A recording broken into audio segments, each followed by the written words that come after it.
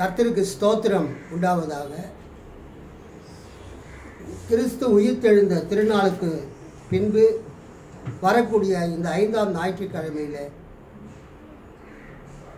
கர்த்தாவே நீர் எங்களை கொண்டு வந்து சேர்த்ததற்காக ஸ்தோத்திரம். இந்த நாளிலே நாங்கள் வாசித்து தியானிக்கப் போகிற வசனங்களை நீர் ஆசீர்வதி. உமது பிள்ளைகள் கொடுத்த காணிக்கைகளை அங்கீகரித்து ஆசீர்வதி. சிறுக விதைக்கிறவன் சிறுக அறுப்பான், பெருக விதைக்கிறவன் பெருக அறுப்பான் என்ற வார்த்தையின்படி உமது பிள்ளைகள் அவர்கள் விதைத்த விதைப்புக்கு ஏற்ற பலனை அறுவடை செய்ய உதவி செய்யும்படியாக ஜெபிக்கிறோம். இந்த நாளிலே எங்களோடு பேசுவீராக. இயேசுவின் நாமத்தில் பிதாவே, ஆமென். உட்கார்ந்து. கர்த்தருக்கு ஸ்தோத்திரம் உண்டாவதாக. இந்த மே மாதம் 5ஆம் தேதி 2024 ஆண்டு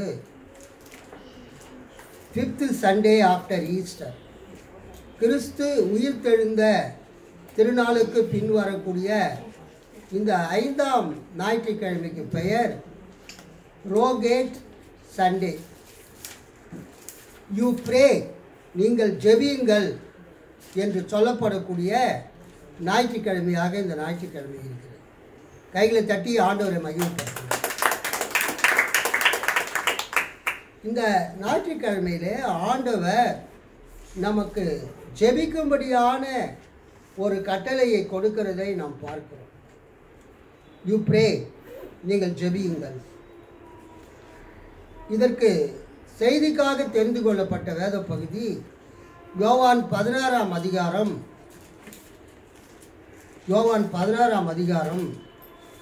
23 முதல் 30 வசனங்களை நான் வாசிக்கிறேன், நீங்கள் கவனியுங்கள்.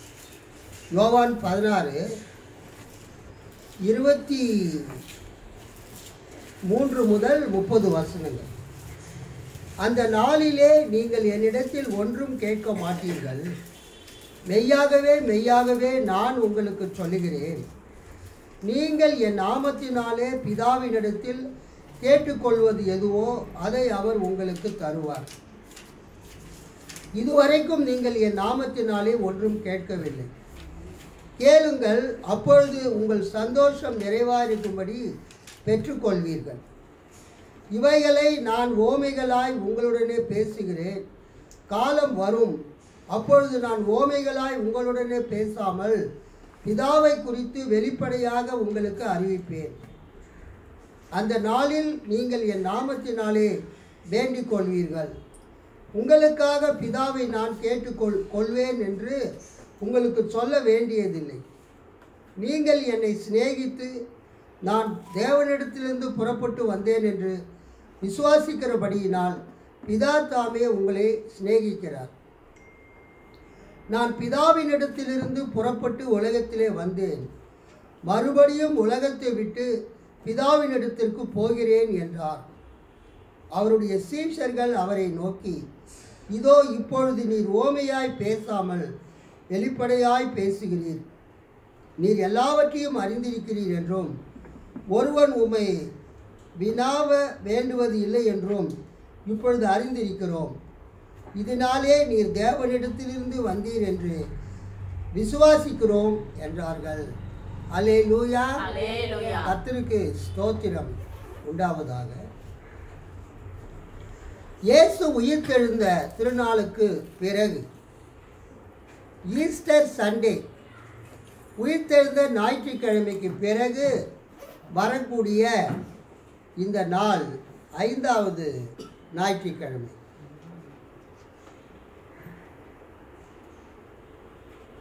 கத்தோலிக்க திருச்சபையினர் இந்த நாளை 6வது ஞாயிற்றுக்கிழமை என்று அழைக்கிறார்கள்.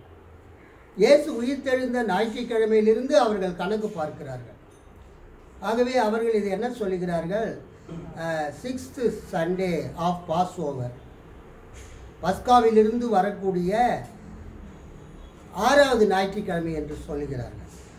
ஆனால் சீர்திருத்தப்பட்ட சபைகள், புரொட்டஸ்டன்ட் சர்ச்சஸ் இந்த ஞாயிற்றுக்கிழமைக்கு அவர்கள் எந்த பெயரை வைக்கிறார்கள்? உயிர்த்தெழுந்த திருநாளுக்கு பின் வரக்கூடிய 5வது ஞாயிற்றுக்கிழமை. நாம் அதையே நாம் கூறுவோம். இந்த நாளிலே இந்த ஞாயிற்றுக்கிழமைக்கு பெயர் என்னவென்றால் ரோகேட், ROGATE. ரோகேட் என்ற லத்தீன் வார்த்தைக்கு யூ ப்ரே, நீங்கள் ஜெபியுங்கள், நீங்கள் ஜெபியுங்கள் என்று சொல்லுகிறதை நாம் பார்க்கிறோம். முக்கியமாக ஒரு காரியத்தை குறிப்பிட விரும்புகிறேன். நாம் வாசித்த அந்த வசனத்திலே 28வது வசனம், யோவான் 16:28, நான் பிதாவினிடத்தில் இருந்து புறப்பட்டு உலகத்திலே வந்தேன், மறுபடியும் உலகத்தை விட்டு பிதாவினிடத்திற்கு போகிறேன் என்றார். இது வெரி இம்பார்ட்டன்ட் வேர்ஸ்.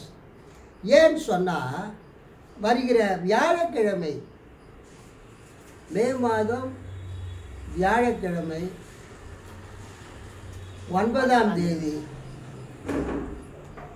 அன்றைக்கு கிறிஸ்து பரமேறிய திருநாள், கிறிஸ்து பரத்துக்கு ஏறிய திருநாளாக கிறிஸ்துவ சபைகள் அனுசரிக்கின்றன. The Ascension of Christ, the Ascension Day of Christ, கிறிஸ்து பரமேறிய திருநாள், கிறிஸ்து பரமேறிய திருநாள், the Ascension Day of Christ, மே 9ஆம் தேதி. கர்த்தருக்கு ஸ்தோத்திரம் உண்டாவதாக. இன்றைக்கு இந்த காலை நேரத்தில் நாம்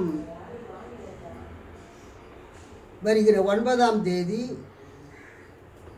அந்த கிறிஸ்து பரமேறிய திருநாள் அன்றைக்கு ஒரு சிறப்பு ஒரு இறை வழிபாட்டை நாம் நடத்தலாம். அல்லேலூயா, கர்த்தருக்கு ஸ்தோத்திரம். அதை பற்றி நான் பிறகு உங்களுக்கு வாட்ஸ்அப்பில் தெரிவிக்கிறேன். இன்றைக்கு கர்த்தர் உங்களுக்கும் எனக்கும் கூறக்கூடிய ஒரு ஆலோசனை என்னவென்றால், ஜெபியுங்கள். அல்லேலூயா, யூ ப்ரே. ஒரு வசனத்தை நாம் வாசிப்போம். எரேமியா 29வது அதிகாரம், எரேமியா 29வது அதிகாரம், எரேமியா 29வது அதிகாரம் 11 முதல் 14 வரை நான் படிக்கிறேன், நீங்கள் கவனியுங்கள். நீங்கள் எதிர்பார்த்திருக்கும் முடிவை உங்களுக்கு கொடுக்கும்படிக்கு நான் உங்கள் பேரில் நினைத்திருக்கிற நினைவுகளை அறிவேன் என்று கர்த்தர் சொல்கிறார். அவைகள் தீமைக்கு அல்ல, சமாதானத்துக்கு ஏதுவான நினைவுகளே. அப்பொழுது நீங்கள் கூடி வந்து என்னை தொழுது கொண்டு என்னை நோக்கி விண்ணப்பம் பண்ணுவீர்கள், நான் உங்களுக்கு செவி கொடுப்பேன். நீங்கள் முழு இருதயத்தோடும் என்னை தேடினீர்கள், ஆனால் என்னை தேடுகையில் கண்டுபிடிப்பீர்கள். நான் உங்களுக்கு காணப்படுவேன் என்று கர்த்தர் சொல்கிறார். நான் உங்கள் சிறையிருப்பை திருப்பி நான் உங்களை துரத்திவிட்ட எல்லா ஜாதிகளிலும் எல்லா இடங்களிலும் இருந்து உங்களை சேர்த்து நான் உங்களை விலக்கி இருந்த ஸ்தலத்துக்கு உங்களை திரும்பி வர பண்ணுவேன் என்று கர்த்தர் சொல்லுகிறார். அல்லேலூயா, கர்த்தருக்கு ஸ்தோத்திரம் உண்டாவதாக. 12ஆம் வசனத்தில் 13ஆம் வசனத்தில் என்ன பார்க்கிறோம்? அப்பொழுது நீங்கள் கூடி வந்து என்னை தொழுது கொண்டு என்னை நோக்கி விண்ணப்பம் பண்ணுவீர்கள். அல்லேலூயா, நான் உங்களுக்கு செவி கொடுப்பேன். உங்கள் முழு இருதயத்தோடும் என்னை தேடினீர்கள், ஆனால் என்னை தேடுகையில் கண்டுபிடிப்பீர்கள். ஆண்டவர் அவருடைய பிள்ளைகளை அவரை நோக்கி ஜெபிக்கும்படியாக கூறுகிறார். அல்லேலூயா, இது இது தேவனுடைய பிரமாணம். தேவனுடைய பிரின்சிபிள் என்னவென்றால், நீங்கள் ஆண்டவரிடத்திலே கேட்காமல் எதையுமே பெற்றுக்கொள்ள முடியாது. தேவனுடைய பிரமாணம் என்ன? ஆண்டவரிடத்திலே நீங்க கேட்காம பெற்றுக்கொள்ள முடியாது. உங்களுக்கு எதுவும் தேவை என்றாலும் நீங்கள் ஆண்டவரிடத்திலே கேட்க வேண்டும். கேளுங்கள், அப்பொழுது உங்களுக்கு கொடுக்கப்படும். தட்டுங்கள், அப்பொழுது உங்களுக்கு திறக்கப்படும். தேடுங்கள், அப்பொழுது கண்டடைவீர்கள். So the law of receiving from God, தேவனிடத்தில் இருந்து பெற்றுக்கொள்வதற்கான விதி என்னவென்றால் தேவனிடத்திலே கேட்டு பெற்றுக்கொள்ள வேண்டும். அல்லேலூயா. தேவனிடத்திலே கேட்டு பெற்றுக்கொள்ள வேண்டும். என்னை நோக்கி விண்ணப்பம் பண்ணுவீர்கள், நான் உங்களுக்கு செவி கொடுப்பேன். ஆண்டவர் உங்களையும் என்னையும் அவரை நோக்கி ஜெபிக்க சொல்லுகிறார். உங்களையும் என்னையும் யாரை நோக்கி? ஆண்டவரை நோக்கி, கர்த்தரை நோக்கி ஜெபிக்க சொல்லுகிறார். நாம் வாசித்த சங்கீதம் 28 நாம் எடுத்துக்கொள்வோம். நாம் வாசித்த சங்கீதம் 28 நாம் எடுத்துக்கொள்வோம். நாம் வாசித்த சங்கீதம் 28 நாம் என்ன பார்க்கிறோம்? 1ஆம் வசனம். என் தாவீதின் சங்கீதம். இது ஒரு லேமெண்ட், என் லேமெண்ட். சங்கீதங்களில் மொத்தம் 150 சங்கீதம் இருக்குது. இந்த 150 சங்கீதத்தில் 1/3 of the songs are lament. சங்கீதங்களில் இருக்கிற 150 சங்கீதங்களில் 1/3 சங்கீதங்கள் என்ன? லேமெண்ட், புலம்பல் சங்கீதங்கள்.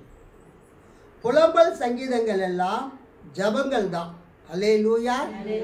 ஆண்டவருடைய ஆலயத்துக்கு வந்து, ஆண்டவருடைய கூடாரத்துக்கு வந்து மக்கள் தங்களுடைய பிரச்சனைகளை சொல்லி ஜெபிக்கக்கூடிய சங்கீதங்கள் தான் புலம்பல் சங்கீதங்கள், சங்கீதத்துடைய வகைகள்.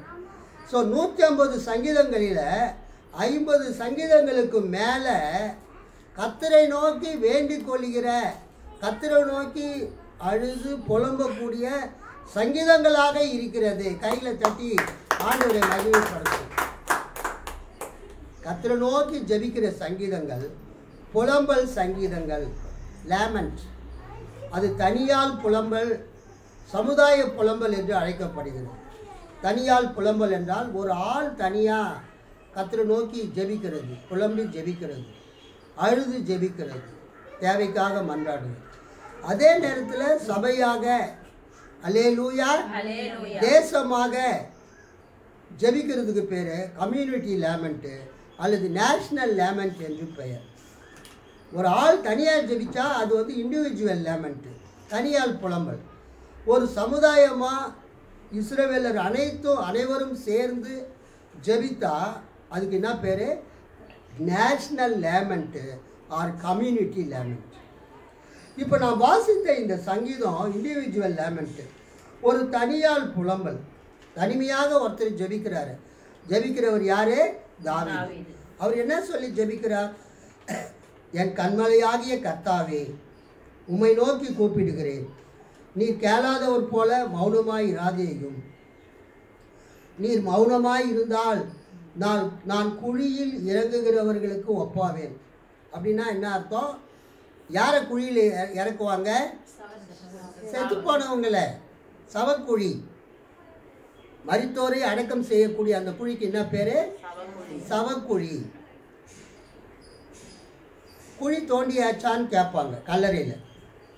குழி தோண்டியாச்சா, அதுக்கு என்ன அர்த்தம்னா பிரேதத்தை, சவத்தை அடக்கம் பண்ணக்கூடிய குழி. அதைத்தான் இங்கே தாவீது சொல்கிறார். என் கண்மலையாகிய கர்த்தாவே, உம்மை நோக்கி கூப்பிடுகிறேன். Lord, I am calling upon you. Lord, I am praying to you. அல்லேலூயா.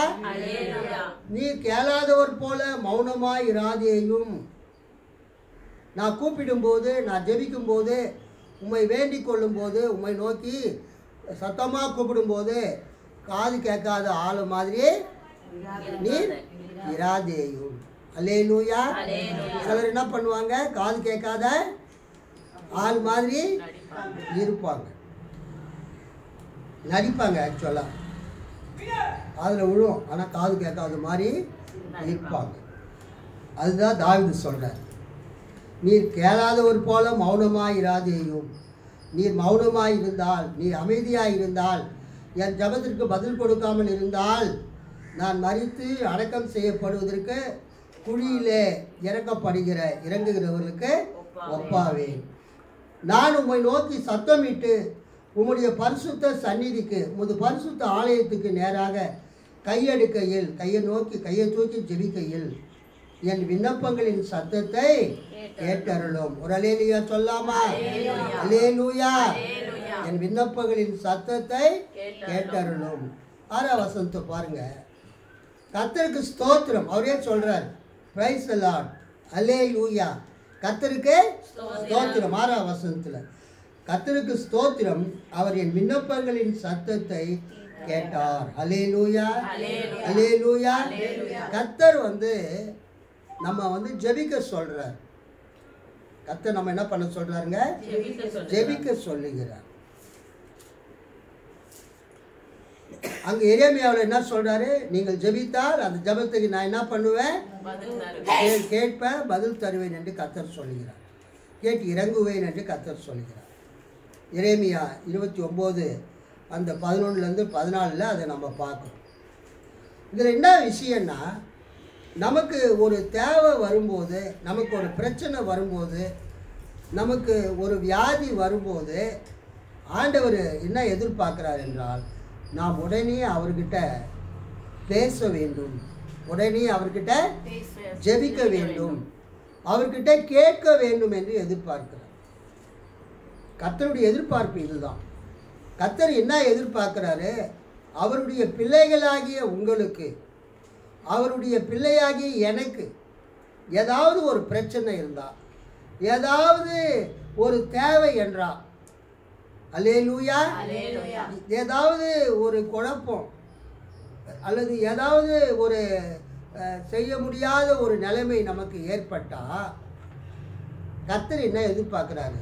நம்ம உடனே அவர்கிட்ட பேசணும், அவர்கிட்ட சொல்லணும், அவர்கிட்ட உதவி கேட்கணும் அப்படின்னு அவர் எதிர்பார்க்கிறார். கைத்தட்டி ஆண்டவர் மகிமைப்படுறார்.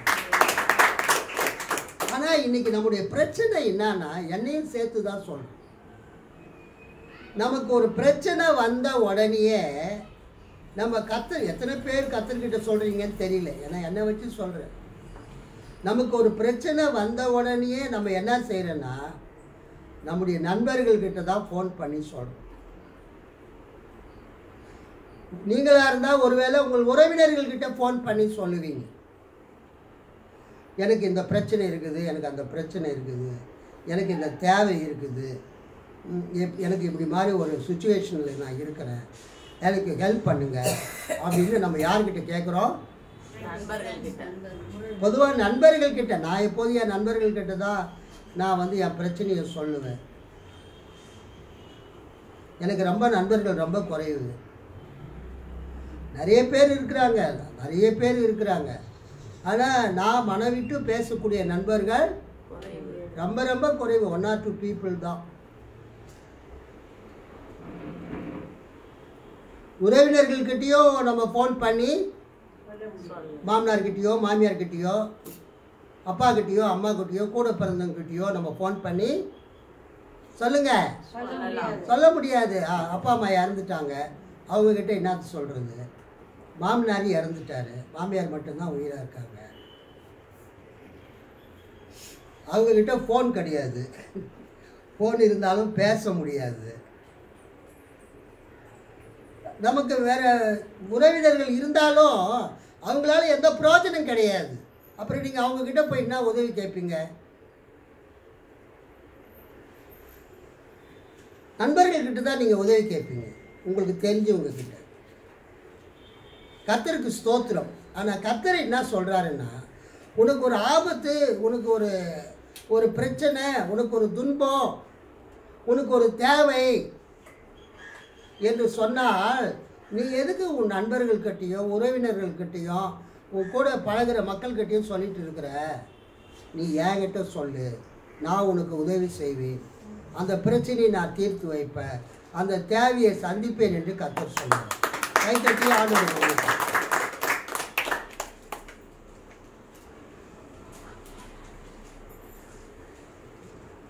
சில காரியத்தை நம்ம பார்க்கலாம். நாம் பிதாவினிடத்தில் ஜெபிக்க வேண்டும், இயேசுவின் நாமத்தில் ஜெபிக்க வேண்டும் என்று இயேசு நமக்கு கூறுகிறார். யோவான் 14ஆம் அதிகாரம் 13ஆம் வசனத்தையும் 14ஆம் வசனத்தையும் நீங்கள் பார்த்தீங்கன்னா, John 14:13-14, நீங்கள் என் நாமத்தினாலே எதை கேட்பீர்களோ, நீங்கள் என் நாமத்தினாலே எதை கேட்பீர்களோ குமாரனில் பிதா மகிமைப்படும்படியாக அதை செய்வேன். என் நாமத்தினாலே நீங்கள் எதை கேட்டாலும் அதை நான் செய்வேன். நீங்கள் என் நாமத்தினாலே எதை கேட்பீர்களோ குமாரனில் பிதா மகிமைப்படும்படியாக அதை செய்வேன். என் நாமத்தினாலே நீங்கள் எதை கேட்டாலும் அதை நான் செய்வேன். ஹல்லேலூயா. ஸோ இயேசு கொடுக்கிற வாக்குறுதி, இயேசு கொடுக்கிற வாக்குத்தத்தம் என்னவென்றால், நீங்கள் உங்களுக்கு என்ன தேவையோ அதை யார்கிட்ட கேளுங்க? இயேசுவிடத்திலே கேளுங்க, கர்த்தரிடத்திலே கேளுங்க. பிதாவிடத்திலே என் நாமத்தினாலே நீங்கள் எதை கேட்டாலும் அதை நான் உங்களுக்கு செய்வேன். அல்லேலூயா. கர்த்தருக்கு ஸ்தோத்திரம். நாம் ஏற்கனவே வாசித்த யோவான் 16 அதிகாரத்தில் 23, 24 வசனங்களை பாருங்கள். அந்த நாளிலே நீங்கள் என்னிடத்திலே ஒன்றும் கேட்க மாட்டீர்கள். மெய்யாகவே மெய்யாகவே நான் உங்களுக்கு சொல்லுகிறேன், நீங்கள் என் நாமத்தினாலே பிதாவினிடத்தில் கேட்டுக்கொள்வது எதுவோ அதை அவர் உங்களுக்கு தந்தருளுவார். அல்லேலூயா. இதுவரைக்கும் நீங்கள் என் நாமத்தினாலே ஒன்றும் கேட்கவில்லை.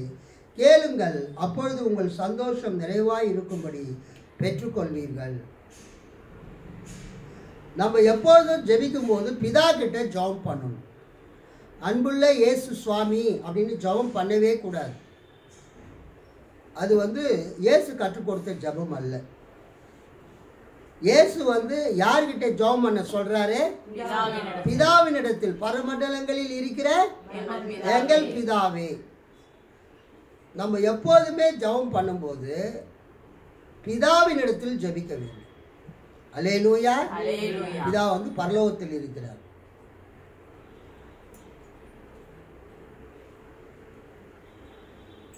ஒருவராலும் கண்டீராதவர், காணக்கூடாதவர் பிதாவாகிய தேவன். அந்த பிதாவாகிய தேவனிடத்தில் நம்ம ஜபங்களை ஏறெடுக்க வேண்டும். யாருடைய நாமத்தில், யார் மூலமாய் ஏறெடுக்க வேண்டும்? இயேசுவின் மூலமாய், இயேசுவின் நாமத்தில். எப்போதும் நம்ம ஜெபிக்கும் போது அன்புள்ள இயேசு சுவாமின்னு ஜபம் பண்ணவே கூடாது. எப்போதுமே ஜபம் பண்ணும்போது பரமண்டலங்களில் இருக்கிற எங்கள் பிதாவே அப்படின்னு நம்ம ஆரம்பித்து நம்ம ஜபத்தை எல்லாம் சொல்லி இயேசுவின் நாமத்தில் ஜெபிக்கிறேன் பிதாவே அப்படின்னு முடிக்கிறேன். அப்போ முடிக்கும்போது அந்த ஜபத்தை கர்த்தர் கேட்கிறார், பிதா கேட்கிறார். அந்த நாளிலே நீங்கள் என்னிடத்தில் ஒன்றும் கேட்க மாட்டீர்கள். மெய்யாகவே மெய்யாகவே நான் உங்களுக்கு சொல்லுகிறேன், நீங்கள் என் நாமத்தினாலே பிதாவினிடத்தில் கேட்டுக்கொள்வது எதுவோ அதை அவர் உங்களுக்கு தருவார். கவனிங்க, பிதாவினிடத்தில் இயேசுவின் நாமத்தில் நாம் ஜெபிக்கும் போது அந்த ஜபத்தை கேட்டு பிதா நமக்கு அந்த ஜபத்துக்கு பதில் கொடுப்பார். சில நேரத்தில் நம்ம இயேசு நோக்கி ஜெபிக்கலாம், தப்பு கிடையாது. ஏன் சொன்னால், அதுக்காக நீங்கள் இதை இயேசுக்கிட்டே ஜெபம் பண்ணிட்டு இருக்காதீங்க. பிதா கிட்ட தான் ஜெபம் பண்ணணும்.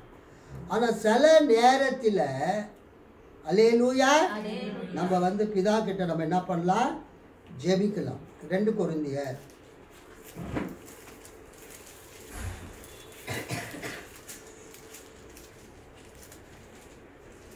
2 கொரிந்தியர்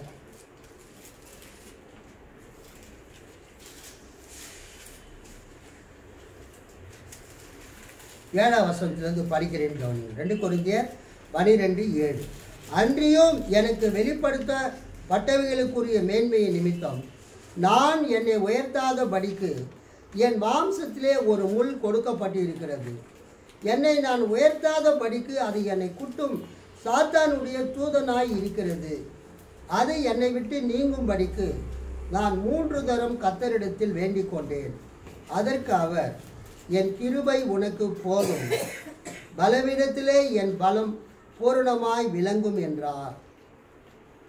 அல்லேலூயா. பவுல் யார்கிட்ட ஜெபம் பண்ணாரு? பிதா கிட்டே ஜெபம் பண்ணாரு. கர்த்தரிடத்தில், இயேசுவின் இடத்துல.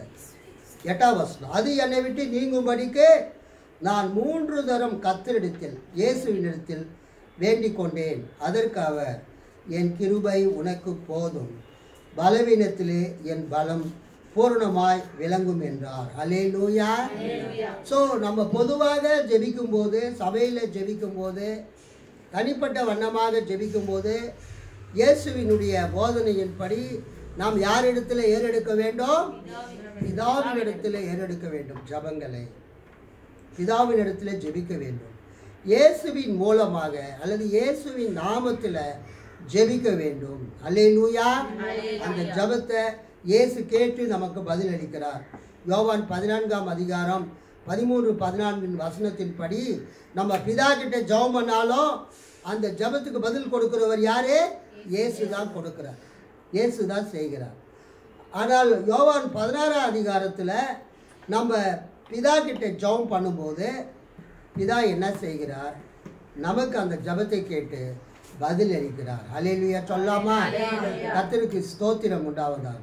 நான் ஏற்கனவே சொன்னது போல இந்த யோவான் 16ஆம் அதிகாரத்தில் 28வது வசனம், நான் பிதாவினிடத்திலிருந்து புறப்பட்டு உலகத்திலே வந்தேன், மறுபடியும் உலகத்தை விட்டு பிதாவினிடத்திற்கு போகிறேன் என்றார். கிறிஸ்துவ திருச்சபைகள் ஒரு வருடத்தை 12 மாதத்தில் 6 மாதத்தை பண்டிகை காலங்கள் என்றும் மீதி 6 மாதத்தை பண்டிகை அல்லாத காலங்கள் என்றும் வைத்திருக்கிறார்கள். பண்டிகை காலங்கள் என்பது கிறிஸ்துவினுடைய வாழ்க்கையை மையமாக கொண்டு அந்த 6 மாதங்கள் பிரிக்கப்பட்டிருக்கிறது. அல்லேலூயா. கிறிஸ்துவின் பிறப்பு, கிறிஸ்துவுக்கு விருத்த சேதனம் செய்தல், கிறிஸ்துவை 3 சாஸ்திரிகள் பணிந்து கொள்ளுதல், அப்புறம் கிறிஸ்து ஞானஸ்தானம் எடுத்தல், அப்புறம் லெந்து காலம் ஆரம்பிக்கிறது, தபசு காலம் சாம்பல் புதன்கிழமை, அப்புறம் கிறிஸ்து பெரிய வியாழக்கிழமை அன்னைக்கு திருவிருந்து கொடுக்கிறது, பெரிய வெள்ளிக்கிழமை சிலுவையில் அறையப்படுகிறது, அன்றைக்கி ஈவினிங் அடக்கம் பண்ணிக்கிறது, ஞாயிற்றுக்கிழமை அதிகாலையில் இயேசு உயிரோடு எழுந்திருக்கிறது, ஈஸ்டர். அன்றிலிருந்து 40வது நாள் இந்த மே மாதம் 9ஆம் தேதி வியாழக்கிழமை அன்றைக்கு கிறிஸ்து பரலோகத்துக்கு எடுத்துக்கொள்ளப்படுதல். பிறகு 10 நாட்கள் பொறுத்து உயிர்த்தெழுந்த பிறகு 50வது நாளிலே பெந்தைகோஸ்தே பண்டிகை. அல்லேலூயா. அதுக்கு அடுத்த பெந்தைகோஸ்தே பண்டிகைக்கு அதுக்கு அடுத்த ஞாயிற்றுக்கிழமை திருத்துவ திருநாள். அல்லேலூயா. Holy trinity Sunday. இப்படியாக கிறிஸ்துவ பண்டிகைகள் கொண்டாடப்படுகிறது. கிறிஸ்துவ பண்டிகை கொண்டாடப்படுவதன் நோக்கம் அந்தந்த நாளிலே இயேசுவை குறித்து, இயேசுவின் வாழ்க்கையோடு இருக்கிற நிகழ்ச்சிகளை மக்களுக்கு போதிக்கப்படுகிறது. அல்லேலூயா. ஆகவே அந்த ஒழுங்கு மிகவும் நல்ல ஒழுங்கு. அதை நிறுவனமாக்கப்பட்ட சபைகள், ஆர்கனைஸ்டு சர்ச்சஸ், எஸ்டாப்ளிஷ்டு சர்ச்சஸ் அவைகளை கடைபிடிக்கிறார்கள். அந்த லெக்ஷனரி இந்த ஒழுங்கை கடைபிடிக்கிறார்கள். சுயாதீன திருச்சபைகள் அந்தந்த நேரத்துக்கு ஏற்றாற் போல அந்தந்த பிரசங்கத்தை செய்கிறார்கள். ஒரு அல்லேலூயா சொல்லாமா? கையில் தட்டி ஆண்டவரை மகிமைப்படுத்தலாமா? இங்கே நாம் பார்க்கிற காரியம் என்னவென்றால் 24ஆம் வசனம் யோவான் 16, இதுவரைக்கும் நீங்கள் என் நாமத்தினாலே ஒன்றும் கேட்கவில்லை. இயேசு தனது சீடர்களிடத்தில் சொல்லுகிறார், இதுவரைக்கும் நீங்கள் என் நாமத்தினாலே ஒன்றும் கேட்கவில்லை, கேளுங்கள், அப்பொழுது உங்கள் சந்தோஷம் நிறைவாய் இருக்கும்படி பெற்றுக்கொள்வீர்கள். இயேசு ஒரு அஷூரன்ஸை கொடுக்கிறார். இயேசு ஒரு வாக்குறுதியை கொடுக்கிறார். அவருடைய பிள்ளைகளுக்கு, சீஷர்களுக்கு, அவருடைய அடியவர்களுக்கு என்ன சொல்றாரு? இதுவரைக்கும் நீங்கள் என் நாமத்தினால ஒன்றும் பிதாவின் இடத்துல கேட்கவில்லை, கேளுங்கள், அப்பொழுது உங்கள் சந்தோஷம் நிறைவாய் இருக்கும்படி பெற்றுக்கொள்வீர்கள். இயேசு சொல்றார், you pray to me, you pray to god the father. பிதாவாகிய தேவனிடத்துல நீங்க ஜெபியுங்க. அல்லேலூயா. நான் அதை உங்களுக்கு செய்வேன், என் பிதா அதை உங்களுக்கு அவர் தருவார் என்று இயேசு வாக்குறுதி அளிக்கிறார். சொன்னதை செய்கிறவரும் திட்டம் பண்ணினதை நிறைவேற்றி முடிக்கிறவரும் நம்ம ஆண்டவராக இருக்கிறார். யாக்கோபில் ஒரு அழகான வசனம் இருக்கிறது. You do not have because you do not pray. NIV பைபிளில் யாக்கோபில் வரக்கூடிய வசனம் என்னது? You do not have because you do not pray. நீங்கள் வேண்டிக் கொள்ளாமல் இருக்கிறதினால், நீங்கள் ஜெபிக்காமல் இருக்கிறதினால் நீங்கள் இவைகளை பெற்றுக்கொள்ளாமல் இருக்கிறீர்கள். அல்லேலூயா. கர்த்தர் உங்களுக்கு எல்லாவற்றையும் தருகிறேன் என்று வாக்கு பண்ணுகிறார்.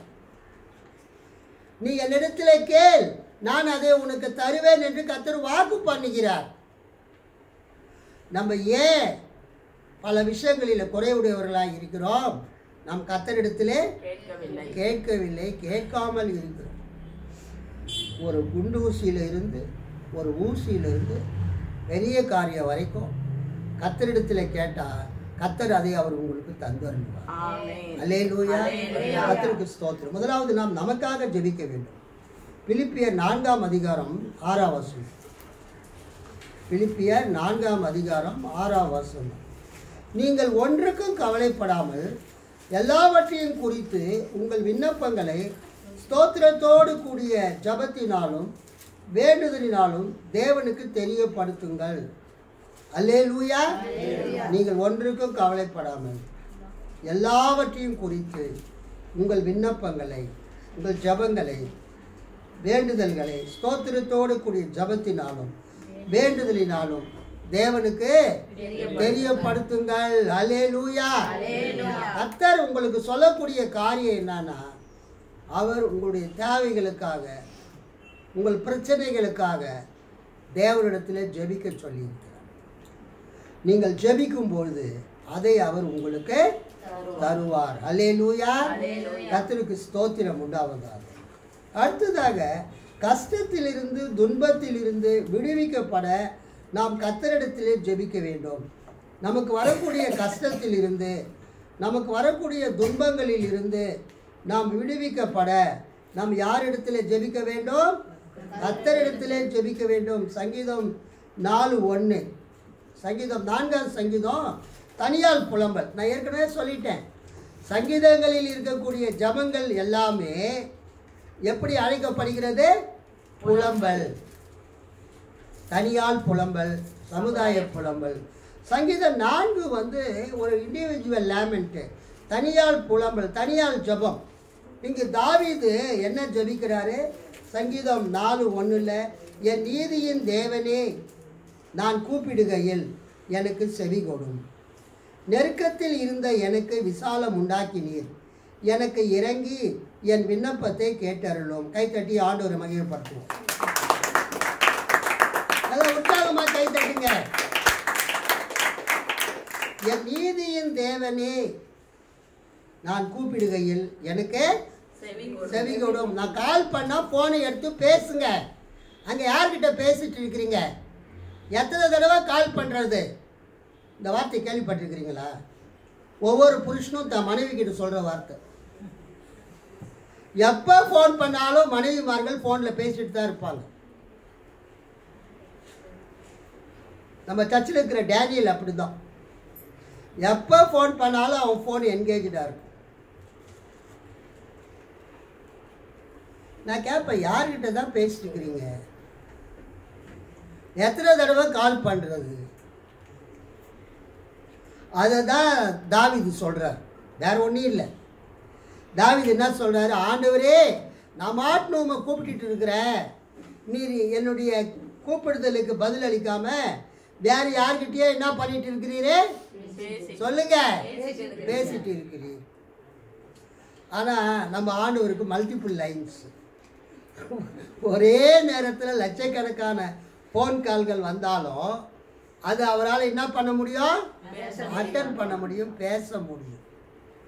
ஐயோ சாரி, நான் இன்னொருத்தர்கிட்ட பேசிட்டு இருந்தேன், இன்னொரு முக்கியமான காலில் பேசிட்டு இருந்தேன். அப்போ முக்கியமான காலில் பேசிட்டு இருந்தீங்க, அப்போ நான் என்ன முக்கியம் இல்லாத காலா? அல்லேலூயா. ஆண்டவருக்கு எல்லாருமே முக்கியமானவங்க தான். ஆண்டவருக்கு பெரியவர்கள், சிறியவர்கள், உயர்ந்தவங்க, தாழ்ந்தவங்க, அந்த பாகுபாடு எல்லாம் ஆண்டவர்கிட்ட கிடையாது. அவருக்கு எல்லாருமே ஒரே தான். தாவீது சொல்கிறாரு, என் நீதியின் தேவனே நான் கூப்பிடுகையில் எனக்கு செவி கொடும். என் தேவனே நான் கூப்பிடுகையில் ஆண்டவரே நான் கால் பண்ணா என் காலை எடுத்து பேசும். என்கிட்ட பேசினாதான் என் பிரச்சனை என்னான்னு உமக்கு தெரியும். நெருக்கத்தில் இருந்த எனக்கு விசாலம் உண்டாக்கினீர், எனக்கு இறங்கி என் விண்ணப்பத்தை கேட்டார். ஆண்டவர் நம்ம அவர்கிட்ட ஜெபம் பண்ண சொல்றாரு, கஷ்டத்திலிருந்து துன்பத்திலிருந்து விடுவிக்க சொல்லி. சங்கீதம் 107:6, சங்கீதம் 107:6. அதில் நம்ம என்ன பார்க்கிறோம்? சங்கீதம் 107:6 தங்கள் ஆபத்திலே கர்த்தரை நோக்கி கூப்பிட்டார்கள், அவர்கள் இக்கட்டுகளில் இருந்து அவர்களை விடுவித்தார். ஒரு அல்லேலூயா சொல்லலாம். அல்லேலூயா, அல்லேலூயா. ஆபத்து காலத்திலே கர்த்தர் நமக்கு அனுகூலமான துணையாய் இருக்கிறார். கர்த்தர் நமக்கு எப்படி இருக்கிறார்? அனுகூலமான துணை. He is always ever present help in need. நமக்கு தேவைப்படும் போதெல்லாம் அவரை நோக்கி கூப்பிட்டால் அவருக்கு நம்ம இடத்தில் ஓடி வந்து நம்ம ஜெபத்தை கேட்டு நமக்கு அவர் இறங்கி நம்மை தப்புவிக்கிறார். தங்கள் ஆபத்திலே கர்த்தரை நோக்கி கூப்பிட்டார்கள். கர்த்தர் சொல்றார், உனக்கு ஒரு ஆபத்து வரும்போது, உனக்கு ஒரு பிரச்சனை வரும்போது நீ என்னை நோக்கி கூப்பிடு, நான் உனக்கு என்ன பண்ணுவேன்? பதில் தருவேன். ஆங்கிலத்தில் டெத் ஆஃப் எ குரு அப்படின்னு ஒரு புக்கு இருக்குது, ஒரு சின்ன புக்கு, டெத் ஆஃப் எ குரு. ரவீந்திரநாத் மகாராஜ் என்பவர் எழுதின புக்கு. அவர் மொரீஷியஸ் தீவில் பிறந்த ஒரு பிராமணர், இந்து. அந்த ரவீந்திரநாத் மகாராஜ் எழுதின அந்த புக்கு டெத் ஆஃப் எ குரு தமிழில் ஒரு யோகியின் மறுபிறப்பு என்று மொழிபெயர்த்திருக்கிறாங்க. என்ன மொழிபெயர்த்திருக்கிறாங்க? ஒரு யோகியின் மறுபிறப்பு. இங்கிலீஷில் டெத் ஆஃப் எ குரு. அந்த புக்கில் என்ன கதைன்னா, இந்த ரவீந்திரநாத் மகாராஜ் மொரீஷியஸ் என்ற தீவில், இந்தியர்கள் மொரீஷியஸ் தீவில் அதிகமாக இருக்கிறாங்க. அந்த மொரீஷியஸ் என்ற தீவில் இருக்கும்போது அந்த ரவீந்திரநாத் மகாராஜ் அம்மா வயிற்றில் கர்ப்பத்தில் இருக்கும்போது அவங்க அப்பா ஒரு வேண்டுதல் செய்ய ஆரம்பித்தார், ஒரு தவை இருக்க ஆரம்பித்தார். அந்த தவை இருந்து அவர் மேலே அந்த புத்துலாம் கட்டி அவர் இறந்து போயிட்டார், தவை இருந்து. ஸோ இந்த ரவீந்திரநாத் மகாராஜ் அம்மாவுடைய வயிற்றிலிருந்து பிறப்பதற்கு முன்பதாகவே அவர் இறந்து விட்டார். அல்லேலூயா. பிறப்பதற்கு முன்பதாக அவர் இறந்து விட்டார்.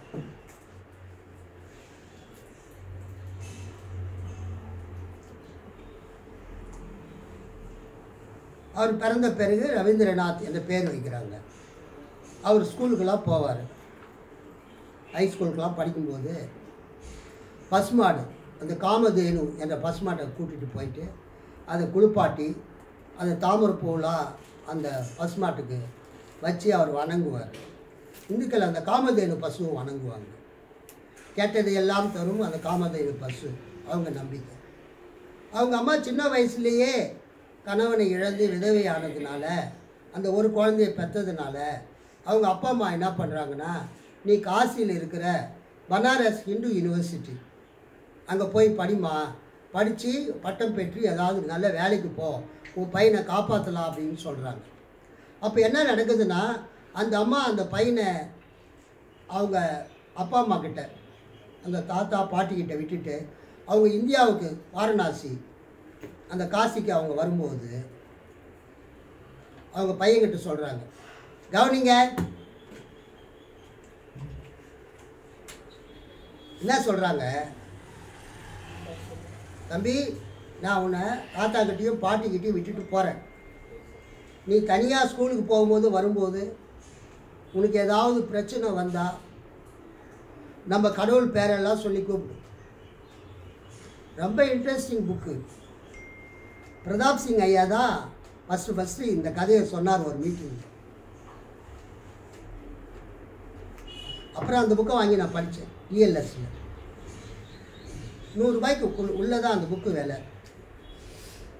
அப்போ அவங்க அம்மா சொல்லுவாங்க, நான் இந்தியாவுக்கு அந்த வாரணாசிக்கு வந்துட்ட பிறகு படிக்கிறதுக்கு நீ தாத்தா கூட பாட்டி கூட இருக்கும்போது ஸ்கூலுக்கு போகும்போது வரும்போது ஏதாவது பிரச்சனை உனக்கு வந்தா நம்ம இந்து தெய்வத்தின் பேரெல்லாம் சொல்லி கூப்பிடு. அல்லேலூயா. முக்கோடி 30 முக்கோடி தேவர்கள், lot of gods, small gods, GODS, small letter. எல்லா கடவுள் பேரை சொல்லி கூப்பிடு. யாராவது கண்டிப்பாக ஒருத்தவங்க ஃப்ரீயாக இருப்பாங்க, நீ கூப்பிட்ட உடனே. இதுதான் இந்த கனெக்ஷன் ப்ராப்ளம் தான். ஃபோனில் என்ன ப்ராப்ளம், எங்கள் எமி பேரை சொல்ல மறந்துட்டேன்.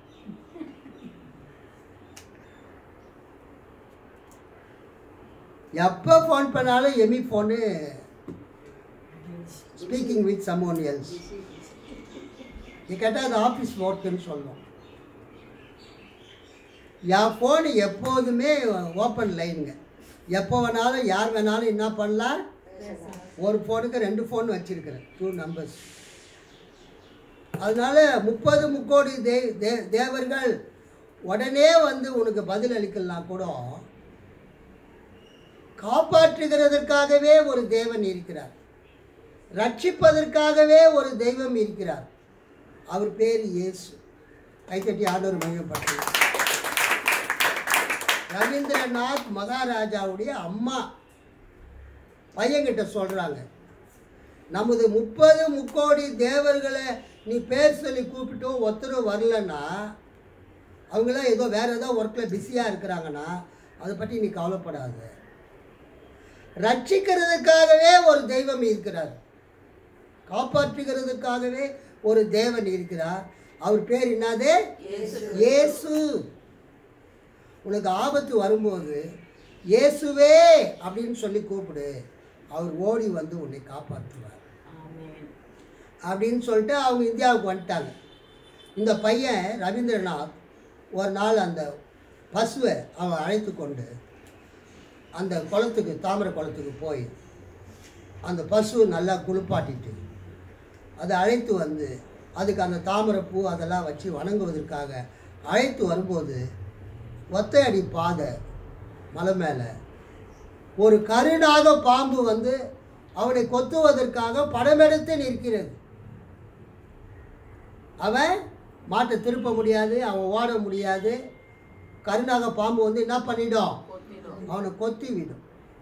அப்போ அவங்க அம்மா சொன்னது தான் அவனுக்கு ஞாபகத்துக்கு வந்தது. நம்ம கடவுள் பேர் சொல்லி கூப்பிடு, யாருமே வரலன்னா ரட்சிக்கிற தெய்வம் இயேசு. இயேசுவே என்னை ரட்சியும் கத்து. என்ன கத்து? இயேசுவே என்னை ரட்சியும் என்று கத்து. இயேசு வந்து உன்னை காப்பாற்றுவார். அவன் என்ன பண்ணானா, எதுக்கு டைம்லாம் வேஸ்ட் பண்ணணும், எல்லாரையும் கூப்பிட்டுட்டு நம்ம இயேசுவை சொல்லி கூப்பிடலான்ட்டு, இயேசுவே என்னை ரட்சியும். இயேசுனா யாருமே அந்த பையனுக்கு தெரியாது, ஸ்கூலுக்கு போகிற பையனுக்கு. கத்துன உடனே அந்த சத்தத்தை கேட்டு அந்த கருநாக பாம்பு அப்படியே என்ன பண்ணுதுங்க, ஓடி விட்டது. கைத்தட்டி ஆண்டவர் மகிழ்ச்சி. அப்புறம் அந்த பையன் ஸ்கூல் படித்து காலேஜ் படித்து சத்தியத்தை அறிந்து he became a Christian. அல்லேலூயா. அப்புறம் அவர் சுவிட்சர்லாந்து போய் சுவிட்சர்லாந்தில் தங்கி உலகம் முழுவதும் அவர் சுவிசேஷ ஊழியத்தை செய்து வருகிறார். இன்றைக்கு இந்த காலை நேரத்தில் உங்களுக்கு ஆபத்து வரும்போது, உங்களுக்கு பிரச்சனை வரும்போது, உங்களுக்கு உபத்திரம் வரும்போது, நீங்கள் ஒரு பயங்கர பண கஷ்டத்தில் இருக்கும்போது, நீங்கள் ஒரு தேவையில் இருக்கும்போது, உங்களை காப்பாற்றக்கூடிய தெய்வம், உங்களை ரட்சிக்கக்கூடிய தெய்வம் யாரே? இயேசு இருக்கிறார். அல்லேலூயா. கிறிஸ்தவங்களுக்கு மட்டும் இல்லை, இந்த உலகத்தில் வசிக்கிற எல்லாருக்கும் இயேசு தேவனாக இருக்கிறார். கடைசியாக ஒரு வசனம் வாசித்து முடிக்கலாம். சங்கீதம் 35:4. சங்கீதம் 35:4 படிங்க. என் பிராணனை வாங்க தேடுகிறவர்கள் வெட்கப்பட்டு கலங்குவார்களாக, எனக்கு தீங்கு செய்ய நினைக்கிறவர்கள் நாணம் அடைவார்களாக. என் பிராணனை வாங்க தேடுகிறவர்கள், அதாவது அவங்க நண்பர்களா பகைஞர்களா? உங்கள் உயிர் எடுக்க நினைக்கிறவங்க நண்பர்களா பகைவர்கள். என் பிராணனை வாங்க தேடுகிறவர்கள் வெட்கப்பட்டு கலங்குவார்களாக. எனக்கு தீங்கு செய்ய நினைக்கிறவர்கள் நாணம் அடைவார்களாக. இந்த காலை நேரத்தில் உங்களுடைய சத்துருக்களை பார்த்து நீங்கள் பயப்பட தேவை. கர்த்தர் உங்களுக்காக யுத்தம் பண்ணுவார். அல்லேலூயா. கர்த்தர் உங்கள் சத்துருக்கள் ஒரு வழியாய் வந்து 7 வழியாய் ஓடி போக செய்வார். உன் சத்துருக்களை நீ தேடியோ காணாதிருப்பாய். உன் சத்துருக்கள் இல்பொருள் ஆவார்கள் என்று கர்த்தர் சொல்கிறார். நம்ம பைபிளில் பார்க்கணும். இன்றைக்கு கர்த்தர் என்ன வாக்கு கொடுக்கிறாருன்னா, என்னை நோக்கி நீங்கள் ஜெபியுங்கள், பிதாவை நோக்கி ஜெபியுங்கள், எனது நாமத்தினாலே ஜெபியுங்கள், உங்கள் ஜபத்தை நான் கேட்பேன் என்று கர்த்தர் வாக்கு பண்ணுகிறார். அல்லேலூயா. ஸோ கர்த்தரை நோக்கி நாம் ஜெபிப்போம். ஒரு நிமிஷம் கர்த்தரை நோக்கி நாம் ஜெபிப்போம். நம்ம நிறைய தேவைகள் இருக்கிறது. கல்லூரியில் பிள்ளைகளை கேட்க வேண்டும், பள்ளிக்கு பிள்ளைகளுக்கு ஃபீஸ் கட்டி பிள்ளைகளை பள்ளிக்கு அனுப்ப வேண்டும். நமக்கு நிறைய தேவைகள் இருக்கிறது. சரீரத்தில் நோய் நொடி இருக்கிறது. எல்லாவற்றையும் கர்த்தர் என்ன செய்வார்? உங்கள் ஜபத்தை கேட்டு உங்களுக்கு அற்புதம் செய்வார். கைகளை தட்டி நாம் ஆண்டவரை மகிழ்ச்சி